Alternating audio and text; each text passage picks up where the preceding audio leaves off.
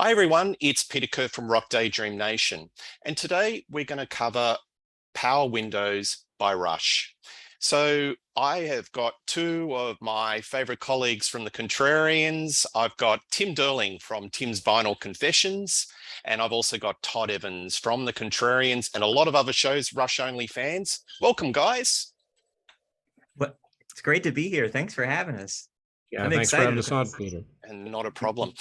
So what we're going to do is we're going to talk about our initial thoughts of Power Windows. And we're also going to maybe pick 5 of our favorite songs off the album and talk about our impressions of those 5 songs.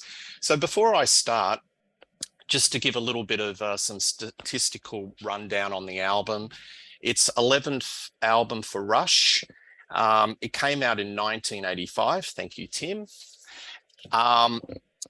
This went US top 10. It sold 1 million copies, so it's certified platinum. In the UK, it reached number 9, and in my waters, it didn't chart at all. So, all right, well, maybe we'll start with you, Tim. What was your first impressions of this album? And tell me about what your impressions of this album are now. Thanks, Peter. Well, this is really cool because this is actually kind of my entry point for RUSH. It contains the first song I ever heard by them, which is The Big Money.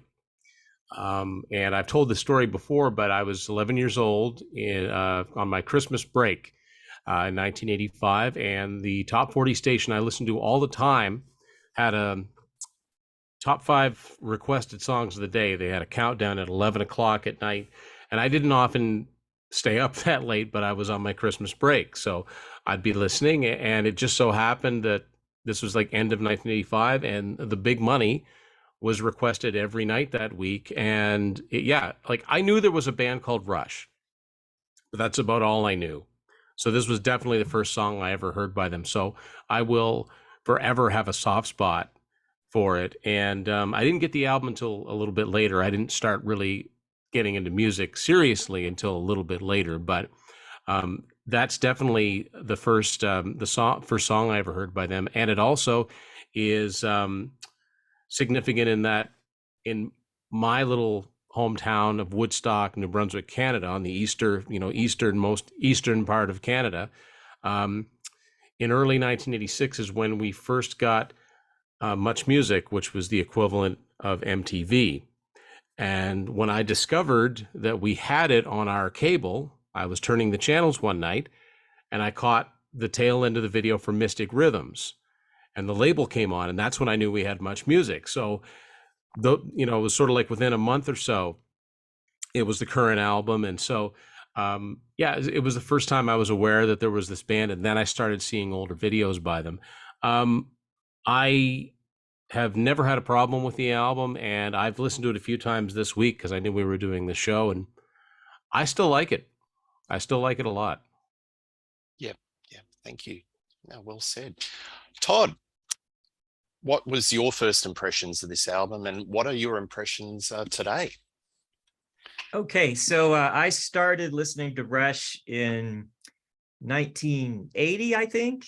I had a friend that bought archives, and I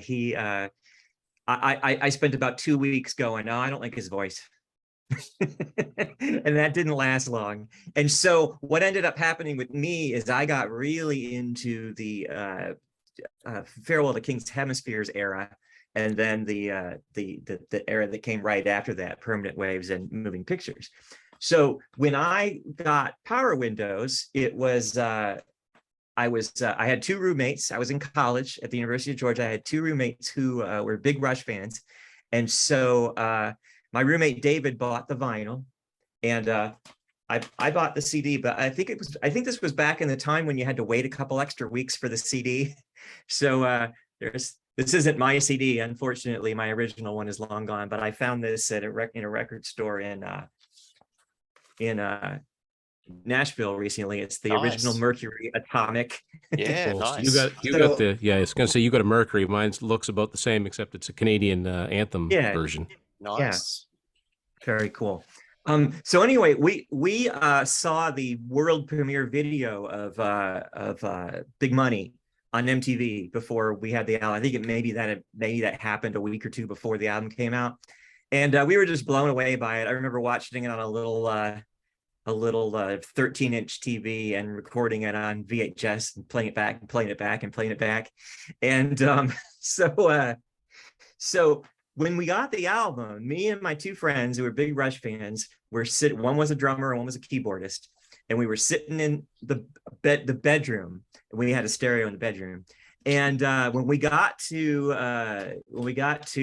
Grand Designs, we couldn't believe it how good it was. We got to Manhattan Project, and we were blown away. But when we got to Marathon, and we got to that ending part with the choir and the strings, the song ended, and we looked at each other and said, "What just happened?" And we immediately played it again, and we must have played it like 4 or 5 times in a row before we flipped over the record to listen to the rest of it. But I remember it touched off a debate, because that was the first time I'd ever heard the concept of if you play a vinyl record right away after you've just played it, the grooves heat up and you can cause more wear by playing it again. And there was no internet to look that up. And one of my buddies said that, "Oh, we shouldn't play this again." And I was like, "That's not real. That doesn't sound right." So we played it like 5 or 6 times. And I still get that feeling when I listen to Marathon. And so that was my first impression of it. And I still love it. It is still my favorite Rush album. Wow. Well said. Well said. Well, my entry point to Rush was I bought a cassette of Grace Under Pressure. Don't have that cassette anymore, but I wish I did. And I was very much into hard rock and metal, but I still, my wheelhouse was still very much a lot of new wave and the Police and Simple Minds. And Grace Under Pressure certainly sort of was within that wheelhouse.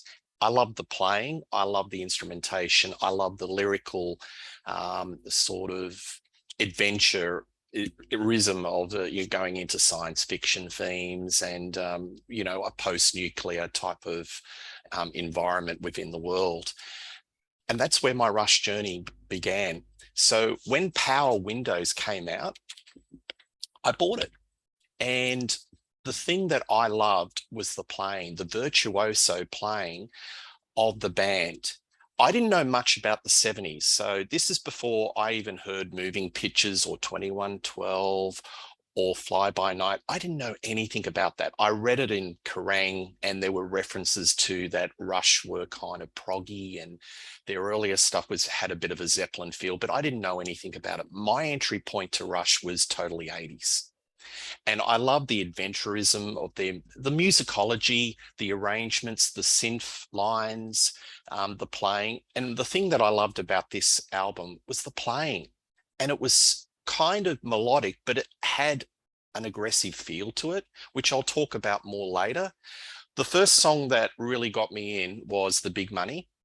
And I did see that on Australian TV. The only time I've ever seen a film clip on Australian TV and The Big Money. So there may have been a slight push by the local record company. Oh, we'll just put it out and we'll see if there's any sort of nibbles by the radio station. Zero. So I was on the journey by myself because there was no supported media. There was no TV. There was no radio supported Rush. But in my circles, metal fans, you would see these guys that would be wearing an Iron Maiden t-shirt and have a battle jacket with all, Creator, Black Sabbath, Megadeth, and then a Rush. And I was sort of thinking, Power Windows, Maiden. So there's something truly cross genre about this band, that you've got people that love that sort of extreme music, but still gravitate on Rush and we're still buying the albums, at least in my little circle in Australia. So that's my entry point to Rush. It's one of my favorite albums. I'll defend it. Haters are going to hate, but I'll defend it. So I think, Tim, pick a song and we'll just do round robin and tell us about, why you like that song. And maybe we'll just pick 5 and we'll take it from there. Okay, well, The Big Money, is pretty significant for me. I mean, that's my first exposure to what would become one of my favorite bands ever. You know, that was ground zero for me. And it's funny because I mentioned hearing it on like a top 40 radio station, which did not happen that much. And as a matter of fact, it was like that one week where I heard it and then I didn't. And it was years before I started hearing Rush on the radio. And it was usually when the classic rock formats would come out. Rush were like this band that, you know, and you said you were by yourself. I felt like I was by myself, even though I'm Canadian, right? I didn't know anybody that liked Rush. That I thought that this is my band. They're just, and I knew they weren't. I knew they were huge because I knew they played to packed houses. You'd see the live videos, right? I didn't know anybody that liked Rush. They were like, and anybody that did hear tell of them, you know, they were making fun of them. They were making fun of the way Getty sang. You know, it just what they, even though I think they're one of the coolest bands ever, they definitely didn't seem cool, you know, back then. And you know, none of that. So I think that kind of endeared me to them even more because it's like, you know what? I don't care. This is, you know, the people that, and it's like, well, what do you guys like? You know, and I liked all the, you know, I was a child of the hair metal generation. You know what? I still like that stuff, but I liked Rush too. It's like Peter said, it crossed over. Yes. But I found out years later that the Big Money actually got as high as number 45 on the Billboard Hot 100. So obviously there were a lot of radio stations playing it to a certain point. There just weren't enough playing it to make it cross over into the top 40. As a matter of fact, Tom Sawyer only hit 44, as iconic a song as that is. Like, it's one of the great ironies. Their one top 40 single was New World Man, which they hardly ever played on tour. Yeah. So, but the Big Money is such a significant song for me because, like I said, it's the first song I ever heard by them. And I think that while I do have nostalgic memories of watching the video, I think the songs, thankfully, the songs held up better than the video has. I mean, the video was cutting edge technology at the time. You know, you had the three guys playing on a faux Monopoly board that said Big Money. And, you know, some of the effects in it were cutting edge at the time, but sometimes when you're first with the cutting edge, it doesn't age that well and you don't know it at the time. Rush have been accused of that, but I don't think they did that here. I think I like the sounds of this album. I think it's very, very well produced. I think there's plenty of guitar on it, and I like the synths too. But the other thing about the Big Money video I think is kind of cool, and something that I wish that they would do with all of the compilations they've put out. You know, if anybody that knows that really well, they'll know it's edited. It's probably a good minute shorter than the album version, at least. The intro is shorter. It goes into the chorus sooner, or goes into the opening chorus sooner. It would be nice to have a nice audio version of that. Yeah. But I think that the middle section is quintessential Rush, where, you know, just for a few moments, and I don't want to, it's going to sound negative, but it's not. It's like they kind of forget about the song for a second. It's like, we're going to play now, like they do in the middle of Free Will, like they do in so many other songs. Neil, it sounds like he turned his snare drum off, so it's got this real hollow sound, almost like he's hitting another tom, and he's just going over the toms. And Alex is just ripping. Getty's playing his, you know, his wall bass. Not a lot of synth in that section. Then it goes just kind of back into the song. You can almost hear where Neil turns the snare back on. I love the outro. It's in an odd time, and I like how Neil does his triplets on the snare, and he does it in a different spot every time. So it's like, and he'll do that the fast part, including one where he does the fast part right into the cymbal crash, which is like the most difficult thing, if you guys know the part that I'm talking about. Absolutely. And it's catchy. The lyrics say a lot in a few words, which is typical of Neil Peart. You know, I like the metaphors. Big Money got no soul. You know, Big Money weave a mighty web. Big Money draw the flies. I mean, you can look at that in so many ways.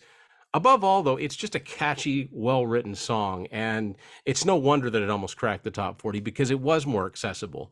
And also, I think in this entire album, Getty's he's hitting his stride as a vocalist. It's some of his best vocals. Well said, Tim. Todd, what have you got? Well, I was thinking about skipping Big Money, but I'm going to talk about Big Money too. And the funny thing about, okay, so I'm going to just say this right off the bat, and there's a lot of, I'm going to talk about other songs where you can also say this too. There's a lot of discussion amongst current day fans about, I've heard the actual words, I can't hear Alex. And when I hear this album, first off, the first thing you hear in Big Money is Alex. Yeah. Very loud, very powerful. chord. There he is. And so the Big Money really starts out with a bang, and it made a big impression on me as a 20. It must have been 85. I was 21, and I think that there were a lot of things in it there were a couple things in it that were nods to the past, like during the instrumental part that Tim was talking about. There's the little woodblock sound, and it's an electronic representation of the woodblock sound, but it got us very excited because we were like, oh, the woodblocks are back. And so because that was something that they did a lot in 2112 era back then. And the thing that the playing in that middle section, and Tim was just talking about the triplets on the drums. I mean, just incredible, so much fun, so much to take in. And as a young fan, I remember being just so excited about it.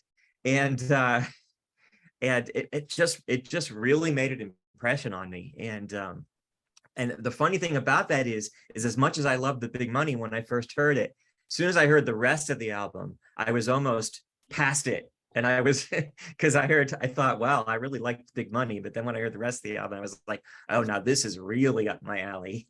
So there's a lot of talk about how Alex is starting to use some of his effects that are kind of experimental, and it changes the sound of his guitar. But there's still plenty of power chords this album. There's still plenty of just regular plain old heavy rhythm guitar. And man, the solos, I mean, we'll talk more about the solos when we get to some of the other songs, but the solos are really really spectacular. So yeah, Big Money is a great start.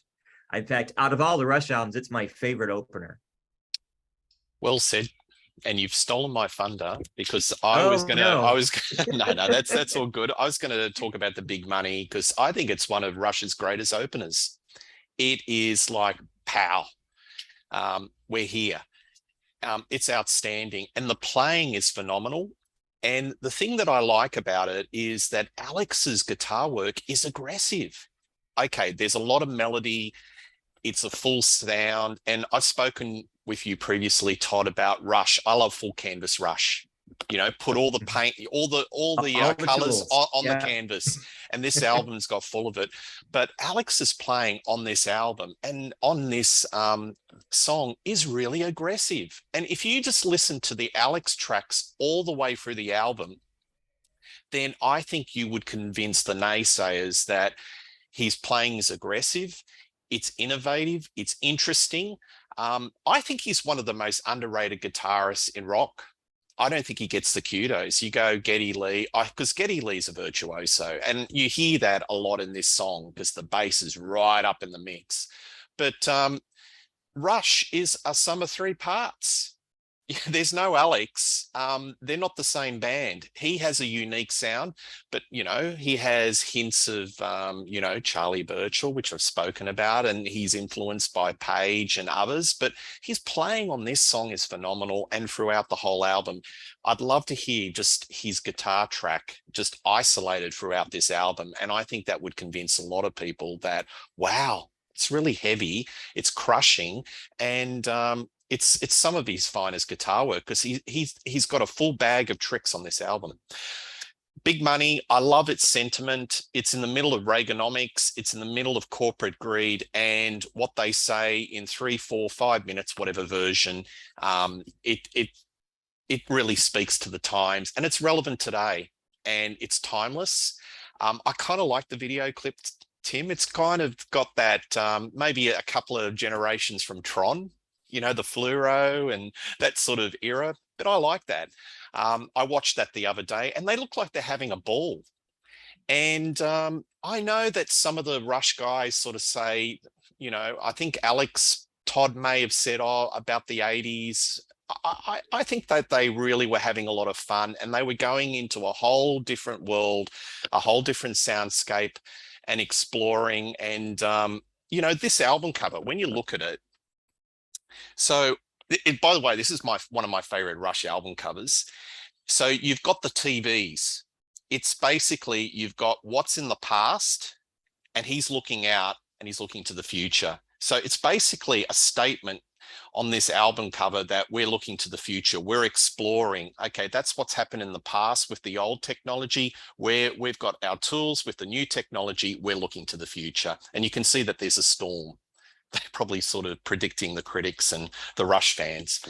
But enough of my yap, and I love that first song. So big money. Tim, what's your next pick?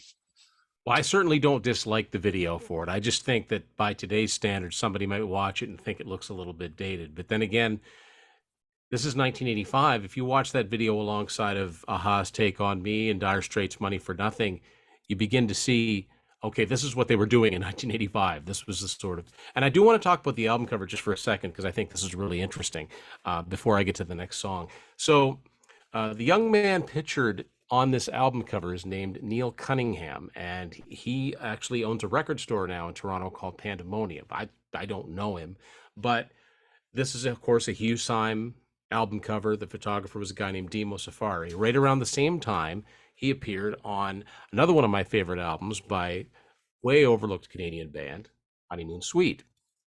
That's Neil. He's the groom. It's the same guy. Wow. This album cover was designed by Hugh Syme, and the photography is by Demo Safari. I'm guessing they were probably done around the same time, because this came out in late 1985, like Power Windows did. Just a little aside. So basically between September of 87, this is when I started really getting into buying albums, and May of 89, I got the entire Rush catalog on cassette. Power Windows was actually one of the last handful I needed to fill out my collection. So I remember getting it, but I didn't listen to it that much at the time. Of course, I listened to it, but I didn't listen to it as much as some of the other albums. I think I got that about fall 1988, and fall, like summer, fall 1988, for me that year was all about Def Leppard. The first four, I listened to Def Leppard all the time. Not that I still don't, but the song I'm going to talk about next is a song that I really didn't appreciate until The Show of Hands came out in early 1989, their live album, which was the first brand new Rush album I bought as soon as it came out. And it's the song Marathon, which they played a live video of Marathon from A Show of Hands, which I think is an absolutely fantastic song. The lyrics are so inspirational. I've never run in my life. I go to great lengths to avoid running, but there you go. But I love the sentiment in the song. You can do a lot in a lifetime if you don't burn out too fast. And I love the wordplay of, you know, first you need endurance. First, you've got to last. You know, from first to last. Neil plays with words so well.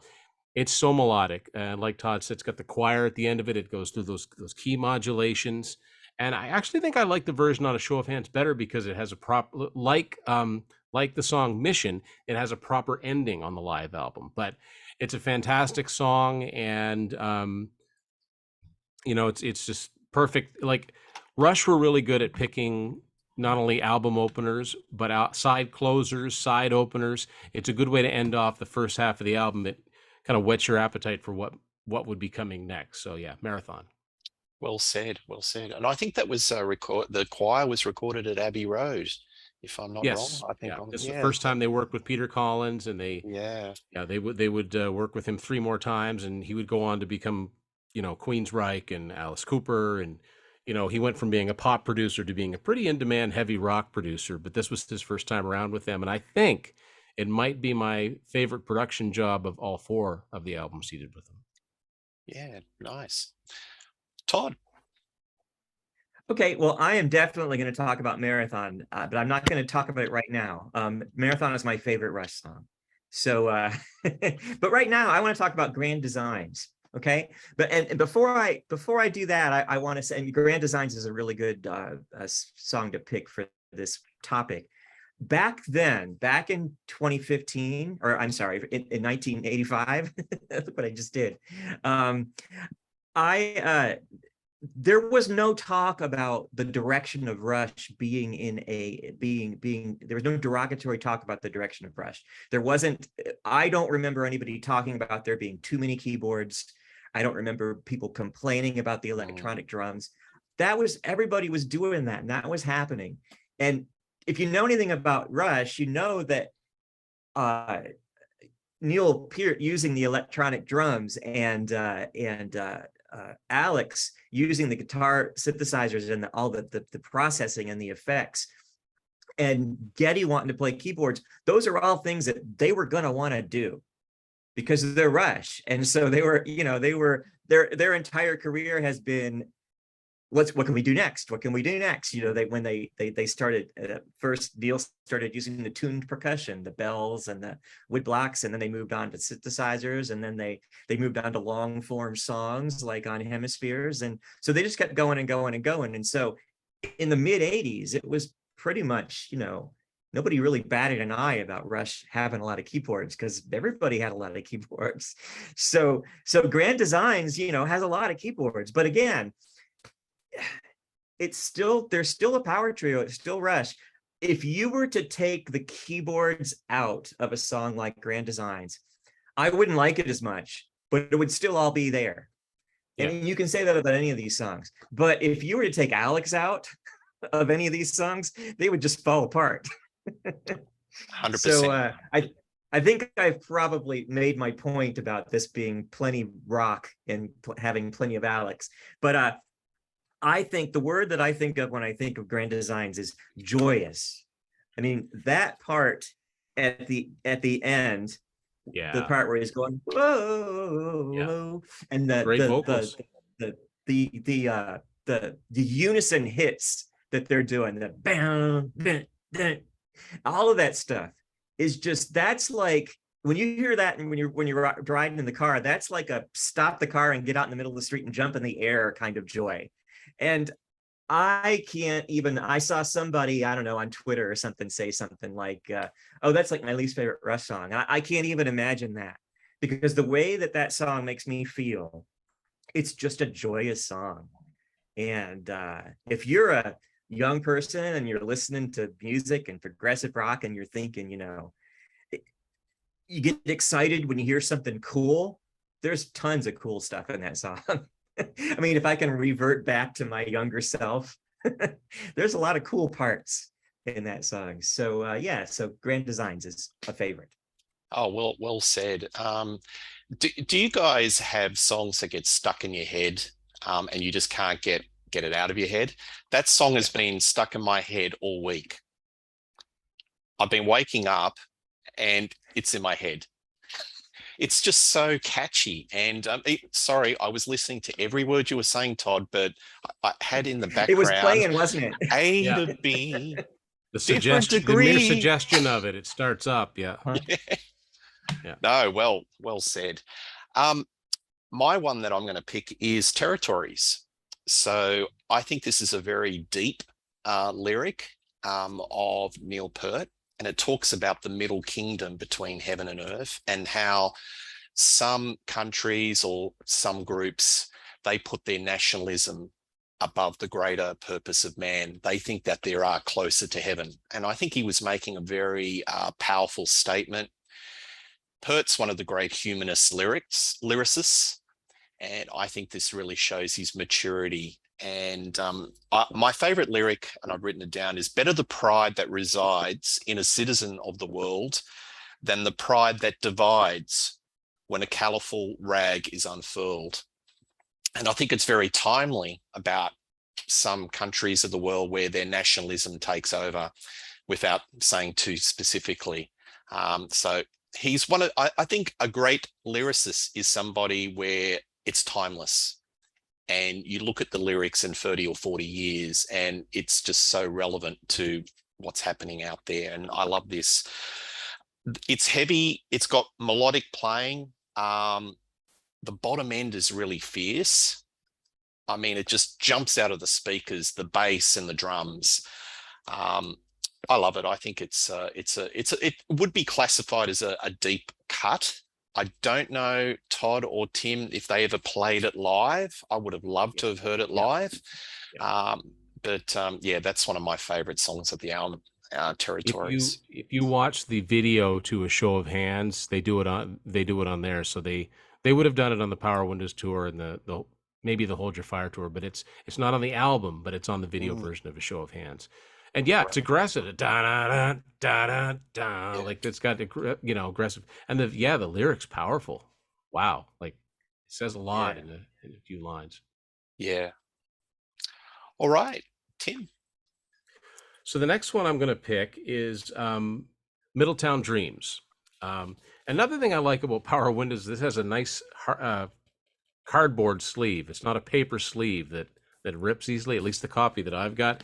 And check out Geddy's perm. I mean, like the hairstyles here are quite something. I don't know if this is still when Neil had his ponytail or his rat tail, but I think he had his rat tail.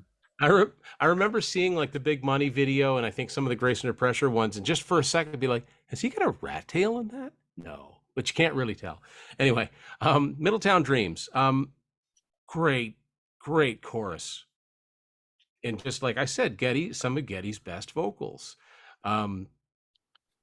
He gets right into it, and I get the same kind of chills when at the end of in the last chorus, drives you when you're down. The way he sings it higher, the same as in the last chorus of Between the Wheels from Grace Under Pressure. I get the same kind of lift from it, and they're very relatable lyrics. If you read about it, people that have dreams that, maybe they're not geographically in a place where things are expected to happen, but they can still make it happen. And of course, particularly the one about, the young kid wanting to be a famous musician, or at least a respected musician, which is very autobiographical. And Neil's even gone on record as saying, he said, it really describes the background, not only of myself, but of most successful musicians I know, most of whom came from very unlikely backgrounds. And they had this dream that people would either secretly or openly scoff at, and they just went out and made it happen. But, without any of the lyrical content, great as it is, you can just appreciate it as just a really well-written song and very catchy. And it's an earworm in the best possible way. Nice. Yeah, I agree with you on that. More about that later. Todd. Well, okay, so I'm going to talk about Marathon now. I'm going to try to hold it together as I do this. So first off, I want to say the strings on Manhattan Project and Marathon were arranged by Ann Dudley, who was top of the game at the time. She was the most sought after arranger in the mid-1980s. ABC, she was actually a member of Art of Noise. Elton John, Annie Lennox, Paul McCartney. She was the it girl when it came to writing string arrangements. And Andy Richards, who programmed the keyboards and played quite a few of them, he had played with Frankie Goes to Hollywood, George Michael, Grace Jones, Annie Lennox, Gary Moore, Pet Shop Boys. I mean, it just goes on and on and on. So these people that they had help them were giants. But back to Marathon. I thought that was a good place to talk about that because there's so much going on in Marathon. It was an interview in 1986. Neil Peart said that Marathon is about the triumph of time and the kind of message to myself, because I think life is too short for all the things I want to do. And it was me telling myself, life is long enough. You can do a lot.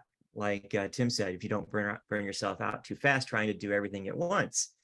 Man, think about that. There are a lot of lyrics. There are a lot of Neil Peart lyrics that make you reflect on Neil Peart's life and what he went through and the obstacles that he had to overcome. Man, talk about a guy that had a full life and tried everything he wanted to try. It's really inspiring to me. But the main theme of Marathon can be summed up as, by the popular phrase, it's not a sprint, it's a marathon. I mean, it's like it's funny, Marathon has this big opener big epic opening instrumentation. But then as soon as Neil's drums come in, it's kind of like somebody, you can almost visualize somebody doing a long distance race. It's like the sound of the runner's footsteps, almost steady, not too fast, just steady. And that's kind of what they're talking about in the song. There's that part in the bridge is amazing. The bridge is maybe one of the best bridges I've ever heard, or the middle eight, or however you want to describe that. There's that little instrumental part that's there's a little guitar pattern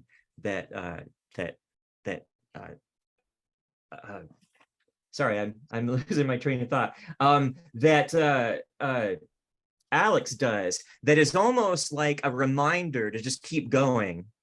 I'm having trouble hearing it in my head because I've still got Grand Designs in my head. You mean the part that da da da da da da da, that part? Yeah, it's almost like he's playing that over and over, and it's kind of like, even though there's a whole bunch of things happening and there's those keyboards chords, it's almost like that's kind of a reminder to keep going.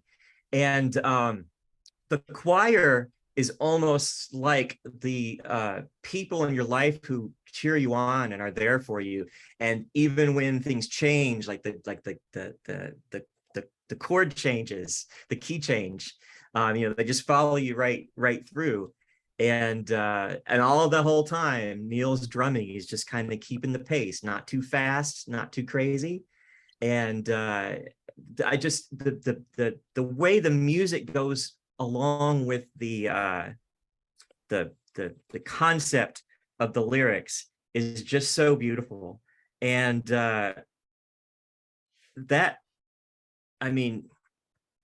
it's probably not my favorite guitar solo on the album, but there are a couple of guitar solos I really like better, but Alex's guitar solo is really perfect for the song.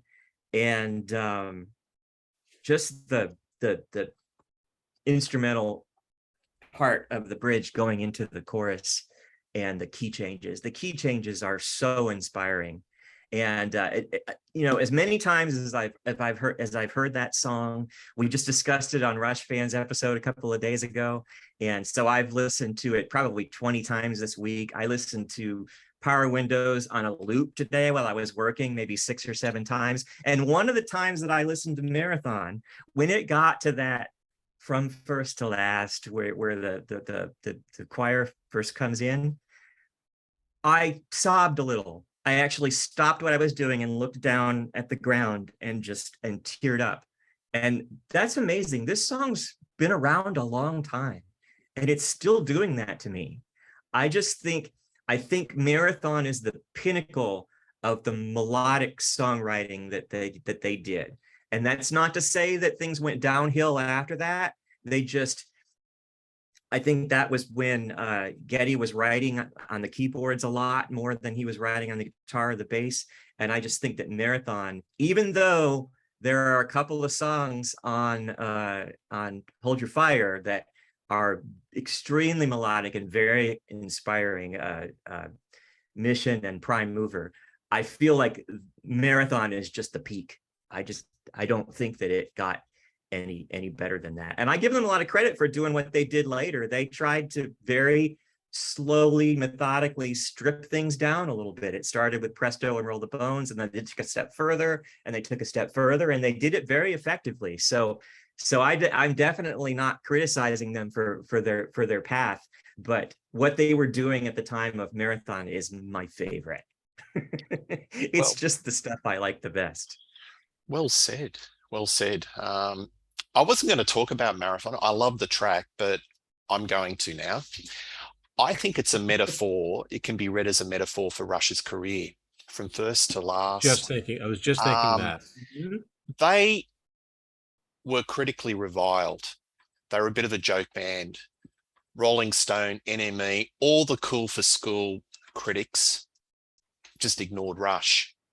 And it was like a marathon that finally, after many, many years, and I think the thing that really turned it around, and Tim and Todd, I'd appreciate your comments on I think that documentary The Banger Yeah. Productions documentary turned it around.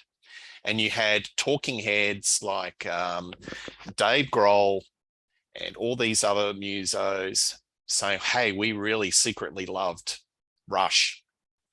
Jack Black, actors.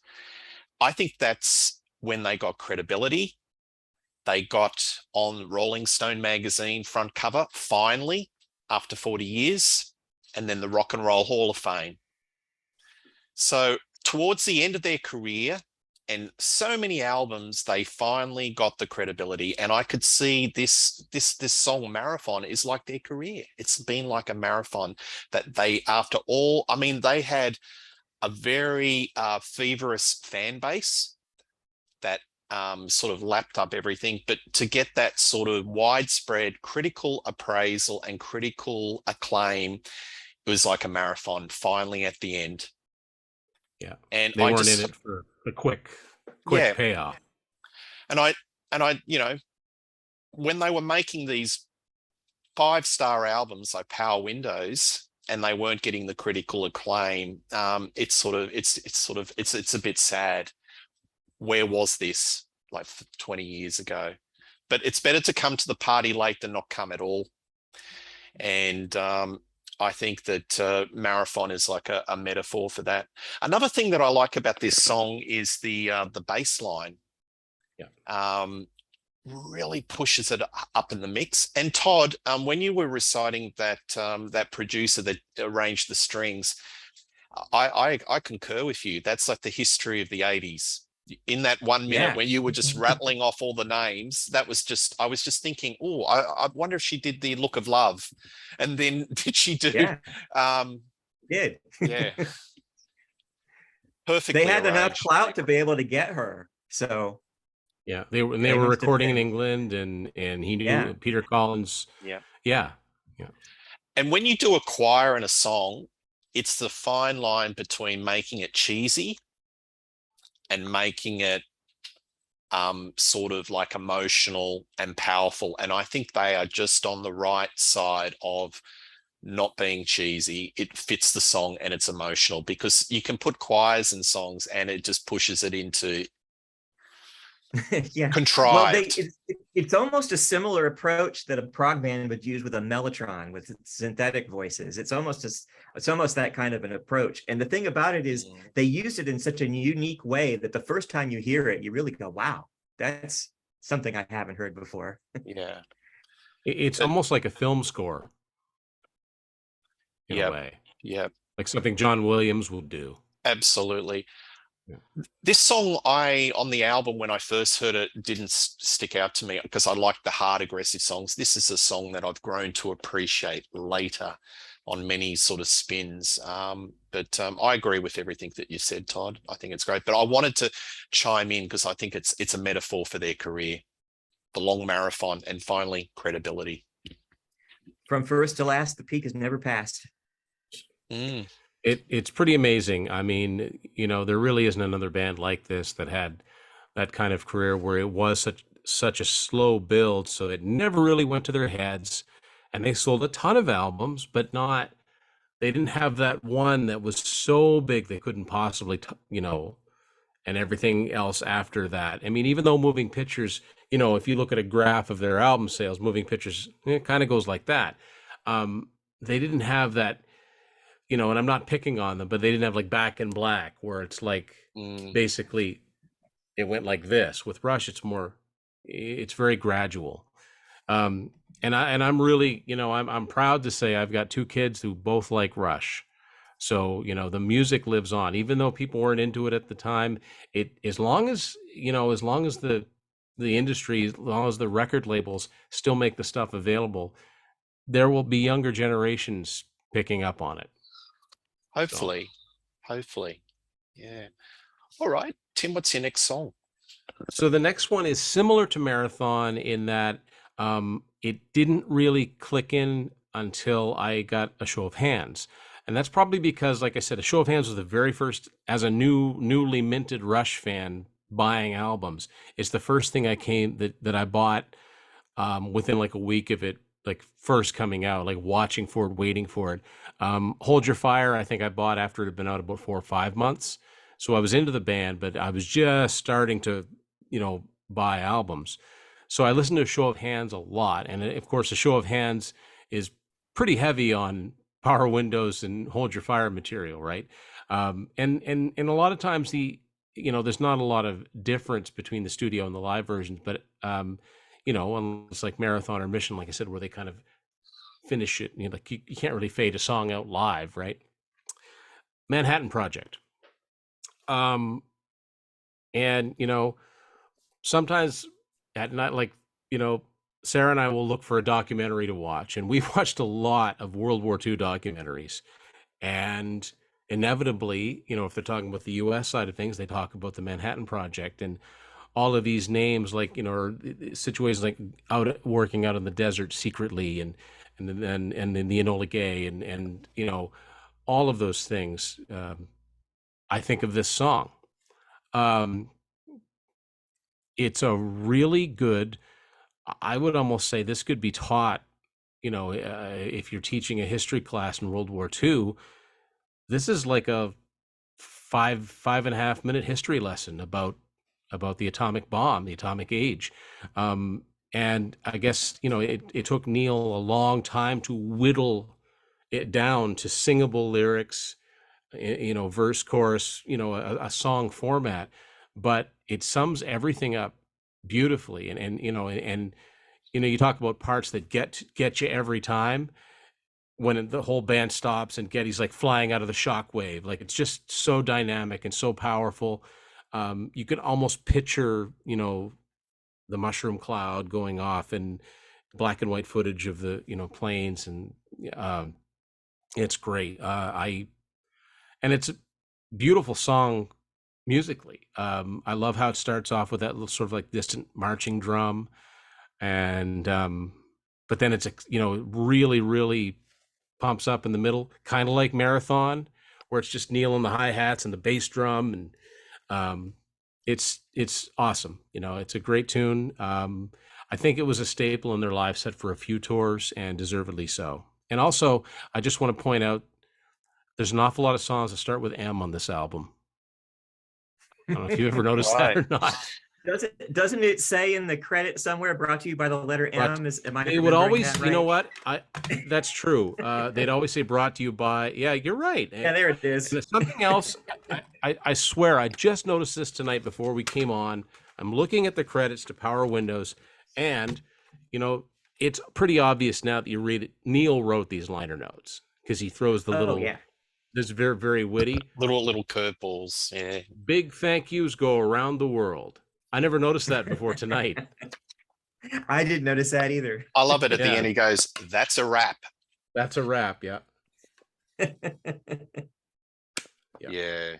No, well done. I like that a lot. And I think that would be so interesting for history class. I can imagine just relating back to history. If my teachers, I'd have paid a lot more attention. I can tell you. Yeah, I can tell you that. Oh, could you imagine? And throw in a few Iron Maiden tunes as well. Alexander the Great, Rime of the Ancient Mariner. You know what? I remember in grade 12 studying Coleridge, and somebody brought in Rime of the Ancient Mariner. We listened to that, and I thought about mentioning, well, I could bring in Xanadu, but again, they weren't cool. So I said, you know what? I'm just going to sit this one out.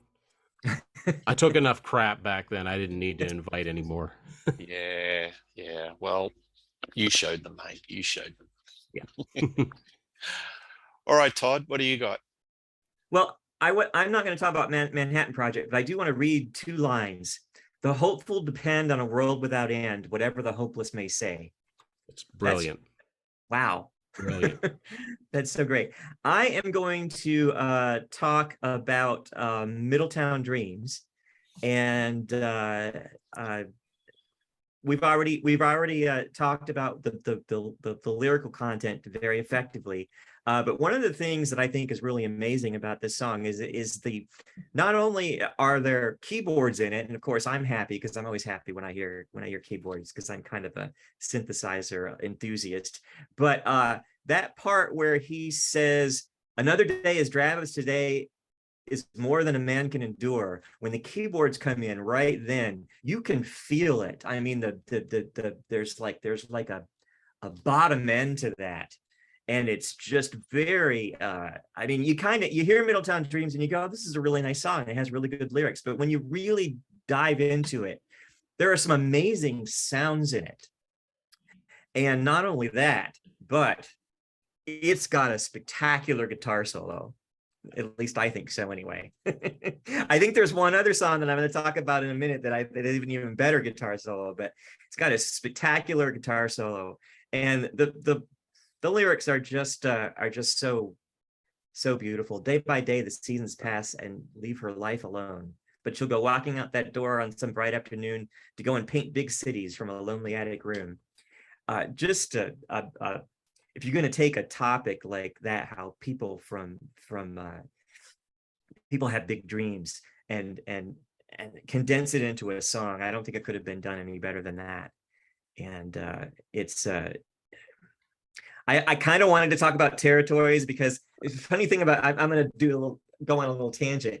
When the guitar comes in for the first time, when the little repeated pattern comes in, has Alex ever been louder? I don't think he has.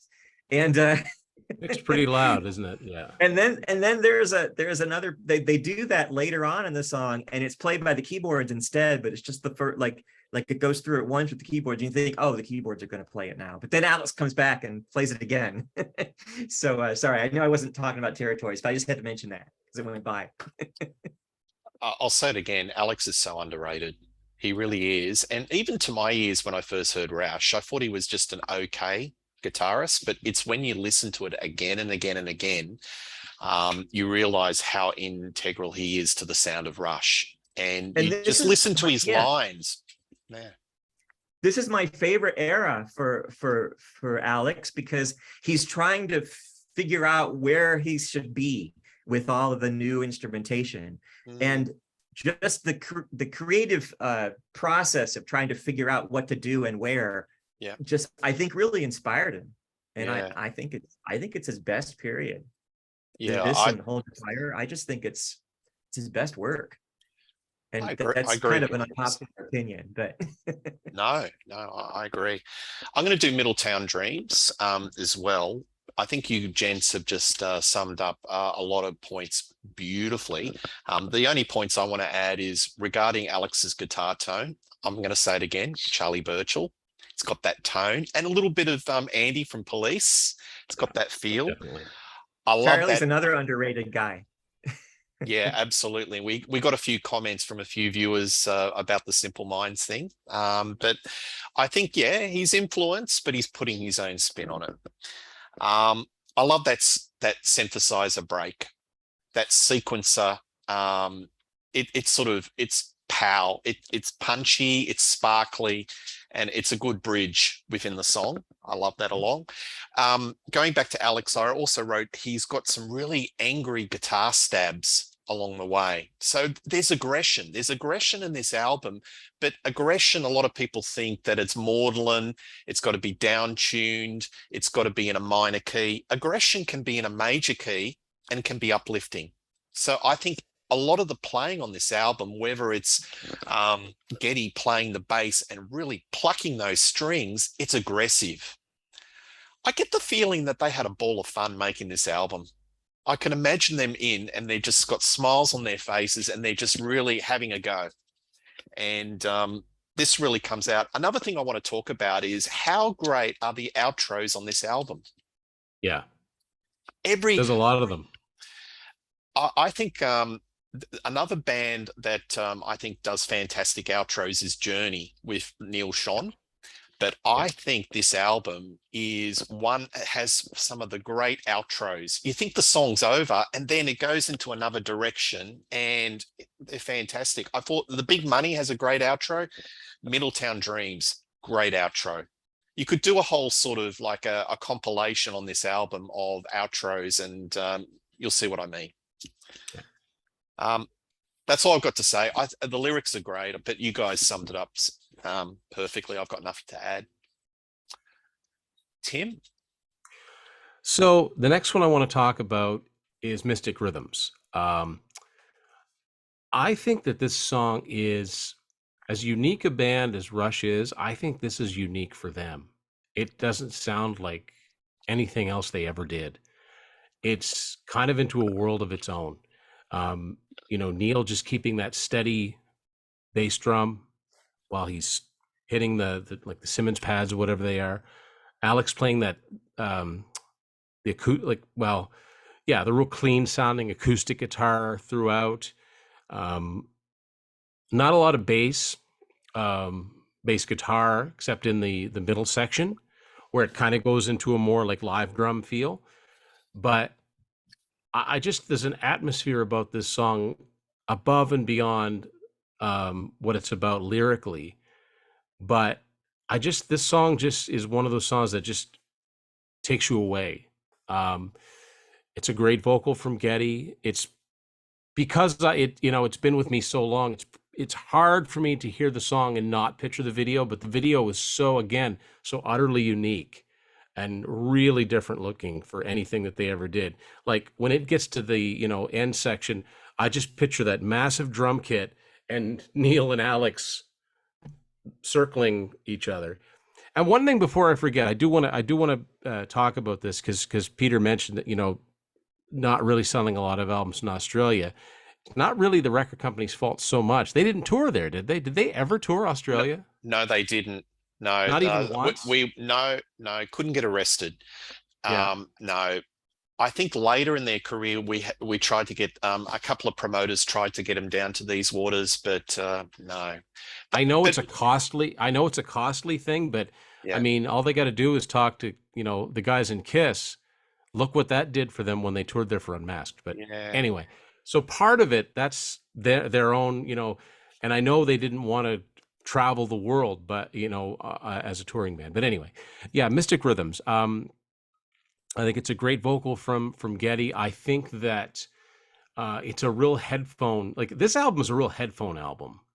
And you guys have both said the more you listen, the more you hear in the songs that you already think but it'll have these little parts that go off. Geddy sings Mystic Rhythms, and there'll be they'll just be like little keyboard stabs go off that are just the most perfect thing. And I love, again, another great outro. And you just want it to continue and continue and continue. Now, somebody once said this, and I've never actually tried it with headphones. They say if you listen long enough, you will hear it end. Like they do eventually just stop. But I just always kind of, you just assume, okay, that was good, and you take the headphones off. But and then I know it was a single. Yeah, I know it was a single, so it's it's a fairly well-known song to talk about, but it's always been a favorite of mine. And I think it's kind of cool. The first two songs I ever heard from Rush. That's why I've got such a soft spot for this album. The book ended by the first two songs I ever heard by this band. So, and I still think that they stand up. Absolutely. And before I go to Todd, just wanted to quote, the Rolling Stone did a poll of their readers, the top 10 Rush albums of all time, and this was in the top 10. So I don't think there were any other 80s albums, but this album was definitely in the top 10. I think it was number 7 out of a fan poll of the top 10 Rush albums of all time. So it's got a fan base. I hear that sometimes. There's a discussion on Twitter or something like that about 80s Rush, and people say, oh, I don't like 80s Rush. If you mention Power Windows, they'll be like, oh, I like that one. So do you know when these came out? The other thing I think is interesting about Rush, and it's just a coincidence, is that Power Windows was their 4th album in a row to hit number 10 on Billboard. Yeah, what's that all about? Signals, Grace Under Pressure, and Power Windows, they all peaked at number 10. Yeah, but there was a bit of a decline, wasn't it? So you're the stats man, Tim. So I'll just quote it. Was the last studio album to go platinum until Roll the Bones went platinum. It took like 10 years for it to go platinum, but that was the last studio album to go platinum. But Power Windows was their last platinum album in its initial life. Right. So Moving Pictures 3 mil, Signals. It's up. You know what? Moving Pictures is now up to 5. It was just certified 5 times platinum, within the last year. It was stuck at 4 for a long time. Pretty amazing when you think about it. Yeah. And I think 2112 was triple platinum. So that we could get it on red vinyl at Walmart. Yeah, that's the thing. They know we're going to buy it, right? Yeah. But Signals went 3 or 2. It did Signals have is a bit just of a single platinum. single, so Yeah. big drop. 2112 is triple platinum. I think the Chronicles compilation is double platinum. We're talking US here, and then a bunch of them are single platinum. Right. It's surprising though, because you would think that Closer to the Heart being on A Farewell to Kings, it would be more than single platinum. You'd think with Spirit of Radio and Free Will being on Permanent Waves, it would be more than single platinum. But yeah, who knows? You'd think with Subdivisions and New World Man being on Signals, that it would be more than single platinum. After all, I think eventually, like I said, if they keep making them available, people are not going to stop buying these albums. You're going to see gold certifications here, platinum certifications here. Yes, it'll happen. So with the 5 mil for Moving Pictures, does that suggest that there are a lot of Train Spotter fans that I want to try a Rush album? I'll get Moving Pictures. You know, like there are some bands where somebody just gets their signature album, Hotel California, Eagles, that's definitely Dark Side of the Moon, Pink Floyd, and in Rush. That's definitely it for Rush. Moving Pictures. Moving Pictures, is to Rush what, say, Machine Head is for Deep Purple. Like either Dark Side or The Wall for Pink Floyd, Led Zeppelin 4, Back in Black. It's that album for them. And but what's interesting, it's not that album is all that different from the other albums. It's just that it has there's a vibe about it that just seems to be, if you're going to get a Rush album, that's the one. And if you're not interested in going any further, fine. But I bet you a lot of people buy it and like, well, I like this. What else do they have? Absolutely. And before I go back to Todd, just a question for both of you guys. On rock radio, do Rush get played a lot? And what song gets played the most on rock radio? Well, being in the radio Canada, biz, the US. I up here in Canada. But like I said, when I was a kid, I never heard Rush on the radio much at all. I said if I hadn't been listening to that radio station that one week and been staying up, I might not have heard the Big Money. And I've said this before too, if it wasn't for Much Music, I probably wouldn't have gotten to Rush when I did, because they played Canadian artists new and old, very supportive, right? Up here in Canada, of course, we have CanCon, started as 30, now it's 35. You have to average 35% Canadian CanCon on radio and TV, I believe. So, and there's pros and cons to that. But as far as radio staples, like for classic rock format, Closer to the Heart, Spirit of Radio, Tom Sawyer, Limelight, Subdivisions, oddly enough, not New World Man. And usually unfortunately, I don't hear much newer than that. Sometimes Fly By Night, and that's about it. You don't hear, unless you're listening to like Sirius XM deep tracks. Yes. Or Classic Rewind, you might hear something a little bit deeper, but yet you're probably going to hear something that was still a single, even though you don't get a lot of play. But yeah, definitely, but the thing I like to say about Rush is that, I've never been sick of Tom Sawyer. That's probably the song that gets the most play. But I've never been sick of it because you still get to hear Rush on the radio. It's never not been a novelty to me. I'm like, hey, listen to that. It's Rush. Yeah. Yeah. Absolutely. After for years and years of like, the only time I hear them is when I'm playing the albums. Yeah. Todd, what about your parts?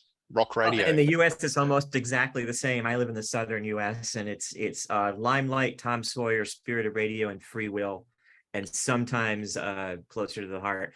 And I think if I ever hear a newer song than that, it's Dreamtime, but it's even that not very often. I've heard Dreamtime. I bet you if I lived in like the greater Toronto area, it would be a different story.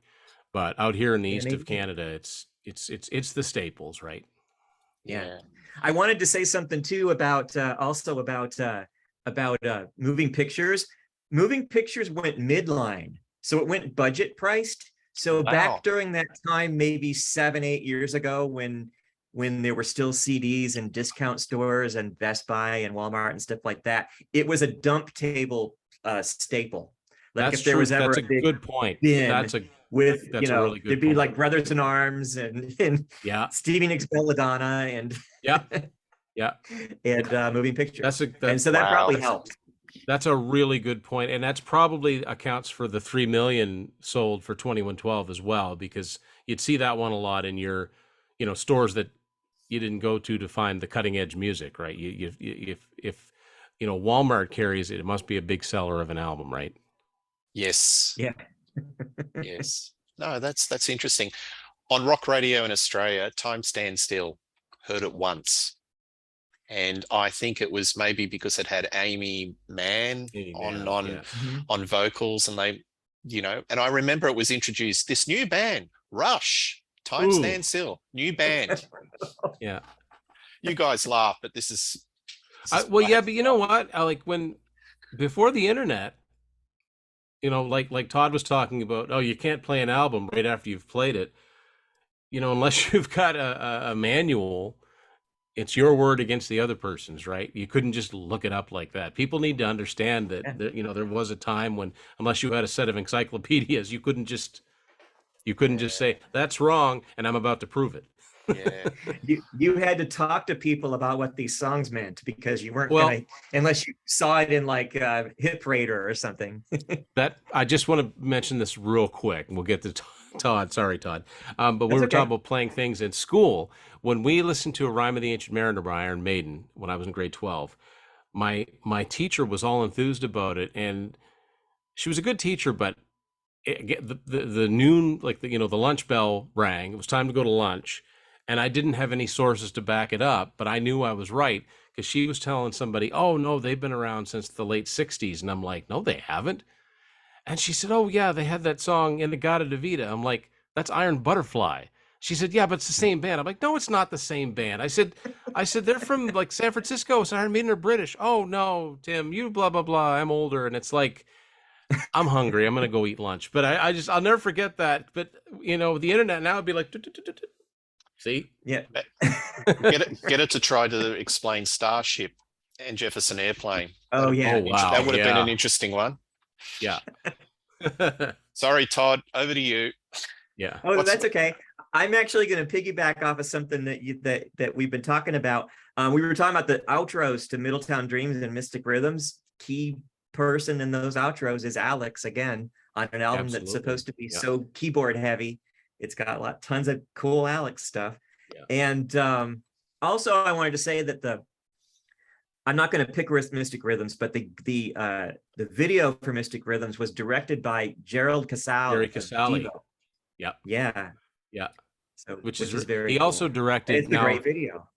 He also directed, I don't think it's as good a video, but he also directed the video for Superconductor. Oh yeah. Yeah.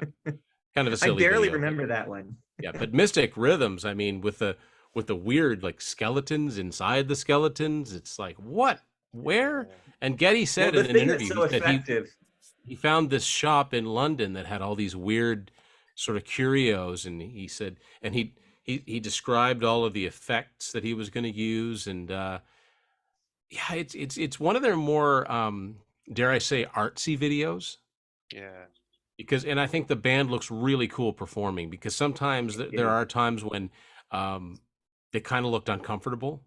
Like you watch that Time Stand Still video, and again, a lot of videos used that, circling around. I mean, you had like Wang Chung and Peter Gabriel, and the stop motion. It's a bit awkward, isn't it? That was Zbigniew Rubrzynski. He was a huge video director at the time, but when you see them, they just look uncomfortable. Amy Mann looks uncomfortable. They all look uncomfortable. Mystic Rhythms, they look really focused and really into it. Yeah. And one of the cool things about that video is the way that they're showing all those weird things, and they sort of move up and down the screen. It's perfect with this pace of the song. It's just this constant motion.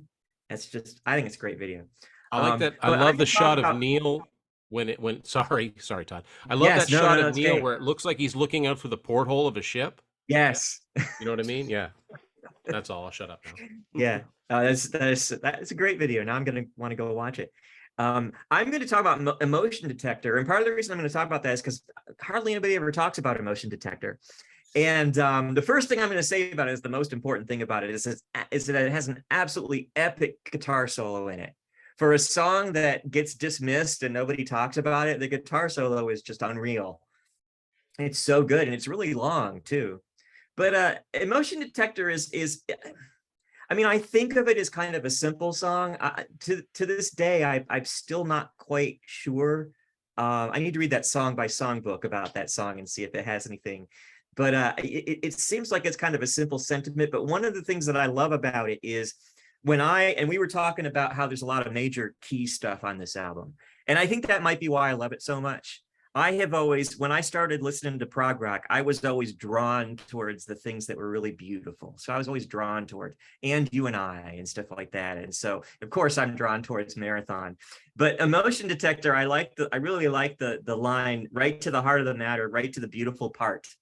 And that kind of spoke to me, because that's what I would do when I would get a new album, is that, I'm going to find the pretty song and I'm going to play that more because that's the one I'm going to like the best.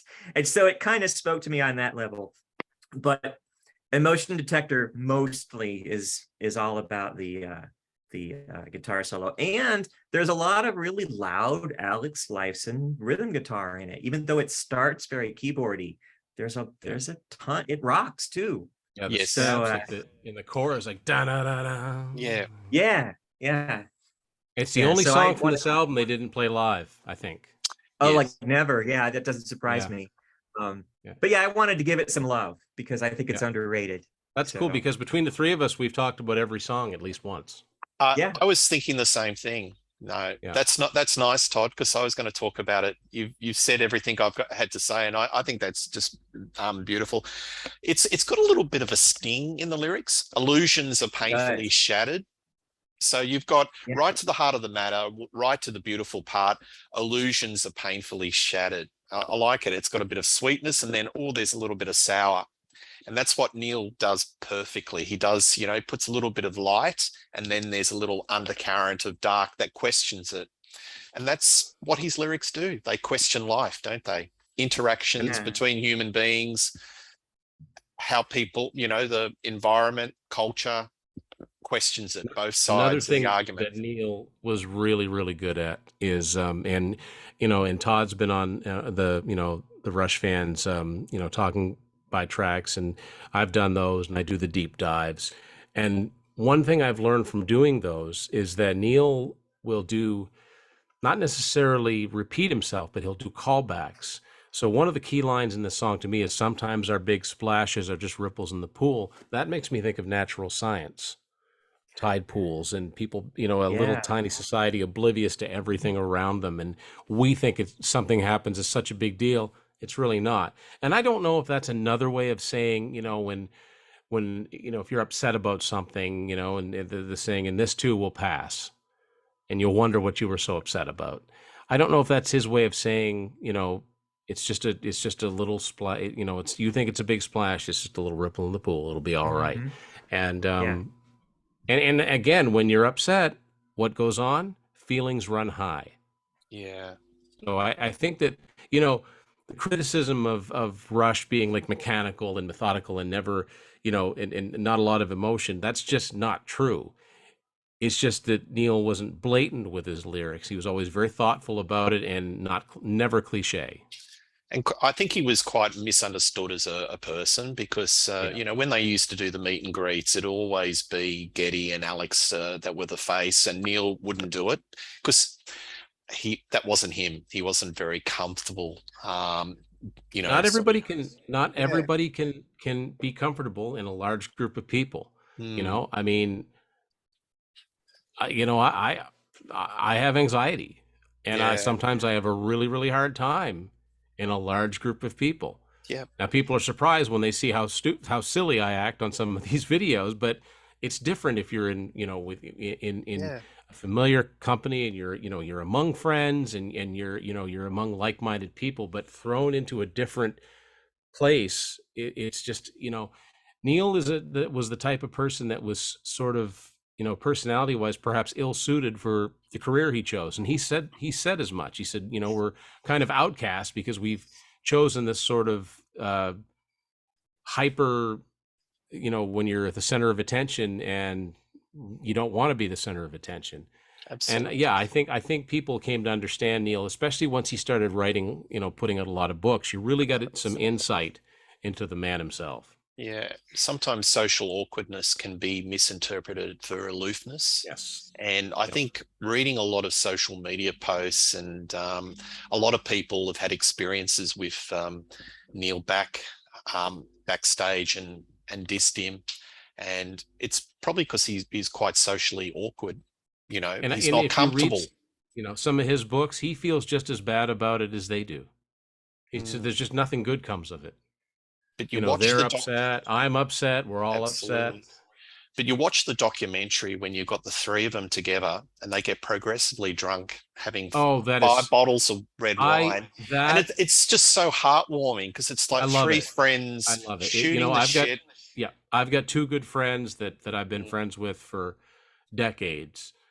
And that's what the three of us would be like, wine or no wine. yep. Um, you could just feel there's a lot of warmth and there's a lot of old jokes that only they know, Yep. and they reference them. And Alex just seems like he could make anybody laugh, and but Neil's funny too. Like that whole, I love that section where, Getty gives them the magnets, and Alex puts one on the water pitcher and it falls off. Neil's like, "Hey, that's fake glass." And Alex like, "Yeah, this is not lead glass." So they're all funny in their own way. But that's just very heartwarming. What you're seeing there, you're not seeing three successful musicians. You're not seeing, basically heads of a corporation, right, with a road crew and Mm, office people and office staff and record company people. You're seeing three old friends catching up. Yep. And if you ever see any of the one-on-one interviews that Neil does, like he's done the George Strombopoulos show. Am I saying that right? Did I say his Yes, last name right? Strombolopoulos. Strombo. I have a hard time with it Those too, but yeah. those interviews, they're great. He's very Yep. warm and very, when he feels comfortable, he's a very warm human. yeah.